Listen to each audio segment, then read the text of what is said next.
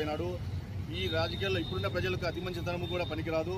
దానికి మంచి సరైన జవాబుదారుగా వాళ్ళ తమ్ముడైనటువంటి పవన్ కళ్యాణ్ గారు వచ్చి ఈరోజు జనసేన పార్టీ పెట్టి ఈరోజు జనసేన పార్టీ మంచి పేరుతో ఈ ఉమ్మడి ప్రభుత్వంలో అతని యొక్క స్థానం ఏమిటి, సెంట్రల్ గవర్నమెంట్లో కూడా బీజేపీ కూడా తెలుసుకుని అతనికి మంచి స్థానం ఇస్తున్నటువంటి ఈ సందర్భంలో నెక్స్ట్ సెప్టెంబర్ 2వ తేదీన పవన్ కళ్యాణ్ బర్త్డే కూడా చాలా ఘనంగా జరుపుతామని తెలియజేస్తూ ఇలాంటి బర్త్డేలు ఇంకా చిరంజీవి గారు చేసుకుంటూ ఇలాంటి మంచి పనులు ఇంకా చేయాలని ఆయన యొక్క వారసత్వాన్ని వాళ్ళ తమ్ముడైనటువంటి పవన్ కళ్యాణ్ నిలబెడుతున్నట్టుకు మేము మరీ సంతోషిస్తూ పవన్ కళ్యాణ్ ఈ కాలంలో ఉండాల్సిన నాయకుడు కాదు.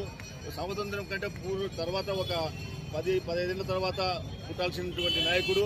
ఈ కాలంలో ఇంత మంచి నాయకుడు దొరకడం మనకు చాలా అదృష్టము. ఎలాంటి అవినీతి మరకలు లేని తన సొంత డబ్బును స్వతంత్రంగా ఖర్చు పెట్టేటువంటి నాయకుడు ఈ రాజకీయాల్లో ఇప్పుడు లేడు.